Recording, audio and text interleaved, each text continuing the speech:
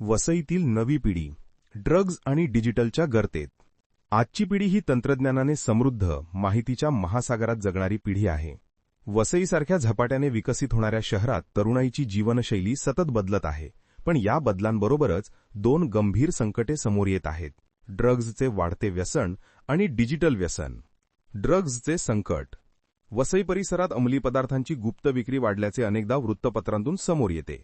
College परिसर, समुद्रकिनारे, पार्ट्या या ठिकाणी ड्रग्ज सहज उपलब्ध होत असल्याची चर्चा तरुणांमध्ये आहे. सुरुवातीला फक्त मजेसाठी किंवा फ्रेंडसोबत ट्राय करायला घेतलेले पदार्थ हळूहळू आयुष्याची गरज बनतात. त्यामुळे शिक्षण, करिअर आणि कौटुंबिक नाती उद्ध्वस्त होण्याचा धोका निर्माण होतो. डिजिटलचे व्यसन. ड्रग्ज इतकाच धोकादायक दुसरा मुद्दा म्हणजे डिजिटल व्यसन. Mobile, online games, social media, reels या गोष्टींनी वसईतील तरुणांवर वेगाने कब्जा केलाय.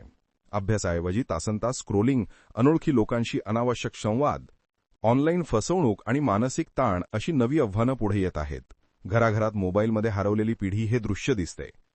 समाजाची जबाबदारी. या दोन्ही संकटांवर मात करण्यासाठी केवळ पोलीस कारवाई पुरेशी नाही.